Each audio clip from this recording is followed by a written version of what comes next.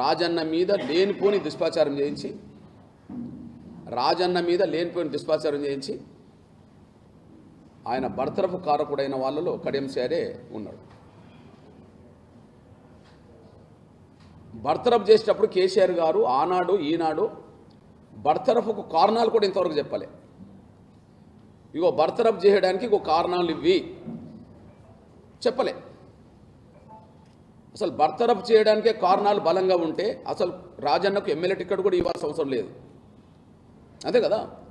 బర్తరఫ్ చేయడానికి కారణాలు బలంగా ఉంటే అదే పార్టీలో ఎమ్మెల్యే టికెట్ ఎందుకు అర్హుడు అవుతాడు? అంటే కారణాలు చూపించడానికి కేసీఆర్ దగ్గర లేవు. కానీ చేసిన దుష్ప్రచారం ఎవరు చేసిండ్రో అందరికీ తెలుసు. చేయించిండ్రో ఆ డిప్యూటీ సీఎం పదవిని కడియం శ్రీహరి తీసుకున్నాడు. అంటే రాజన్నను డిప్యూటీ సీఎం స్థాయి తొలగించడానికి కారకులు ఎవరంటే తర్వాత తీసుకున్నది ఎవరు? మరిగా కడియం శ్రీహరి. అంటే కడియం శ్రీహరి ఎదుగుదలకు రాజన్న ఎదుగుదలకు కడియం శ్రీహరి సహకారం లేదు. కానీ రాజన్న ఎదుగుదలను అడ్డుకున్నది మాత్రం కడియం శ్రీహరి అనే విషయం స్పష్టంగా రుజువు అయిపోయింది. అంటే ఎంపీగా ఉండి డిప్యూటీ సీఎం పదవి మీద కన్నేశాడు. ఇంకా 4.5 సంవత్సరాలు ఉన్నా కూడా డిప్యూటీ సీఎం పదవి మీద కన్నేశాడు.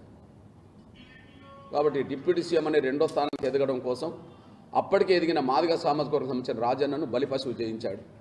ఆయన అవకాశం లాక్కున్నాడు. ఇది చాలు. అంటే కడియం శ్రీహరి సహకారంతో ఏ ఒక్క నాయకుడు మాదిగల నుంచి ఎదగలేదు. కానీ ఎంఆర్పిఎస్ ఉద్యమం నుంచి ఎదిగిన నాయకుడు రాష్ట్రంలో రెండో స్థానానికి ఎదిగితే దాన్ని జీర్ణించుకోలేకుండా దుష్ప్రచారం చేయించి ఆయనకు ఎంపీగా ఉన్న సమయంలో కూడా ఆయన డిప్యూటీ సీఎం పదవి లాక్కున్న చరిత్ర కడియం శ్రీహరికి ఉన్నది. రెండోది మనందరికీ తెలుసు. ఓకే, మళ్ళీ చెప్తున్నా, రాజుగా మనందరికీ తెలుసు. ఎమ్మెల్యేగా మళ్ళీ టిక్కెట్ రాకుండా చేయడం కోసం చేసిన దుష్ప్రచారం ఏందో మనందరికీ తెలుసు.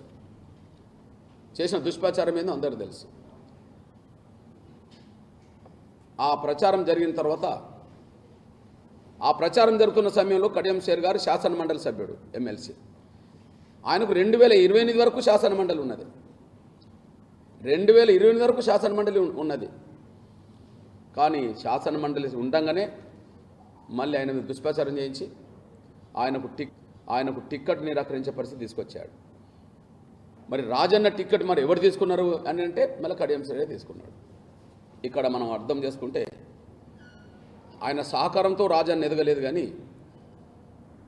ఎంఆర్పిఎస్ ఉద్యమ నేపథ్యం నుంచి ఒక డిప్యూటీ స్థాయికి ఎదగడం కూడా కడియం శ్రీహరి జీర్ణించుకోలేకపోయిండని, ఎంపీగా ఉండి కూడా కడియం శ్రీహరి డిప్యూటీ సీఎం మీద కన్నేసిండని పదవి మీద ఆయనను తొలగించడానికి కుట్ర చేసి ఈయన తీసుకున్నాడు అనేసి మొదటి రోజు అవుతే, రెండోది ఆయన ఎమ్మెల్యే కూడా టిక్కెట్ రాకుండా చేసి ఆ ఎమ్మెల్యే టికెట్ కూడా ఈయనే తీసుకోవడం అనేది ఇది రెండో సాక్ష్యం అనేసి కూడా స్పష్టంగా రుజువుతుంది. అంటే మాదిగల పేరుతోనే ఎదిగిన నాయకుడు, మాదిగ కాకపోయినా మాదిగలు సహకరించారు. కానీ నిజమైన మాదిగ కమ్యూనిటీ నుంచి ఎదిగిన నాయకులను మాత్రం ఆయన ఎదగకుండా అడుగడుగున అడ్డు తగిలిండు. ఆ ఎదిగిన అవకాశాన్ని ఈయనే కొల్లగొట్టిండు అనడానికి రాజన్న ఉదంతం బలంగా సాక్ష్యంగా నిలబడ్డదనేసి కూడా మీరు దృష్టికొస్తున్నాయి. అదే సమయంలో ఆరూరు రమేష్ ఎదిగింది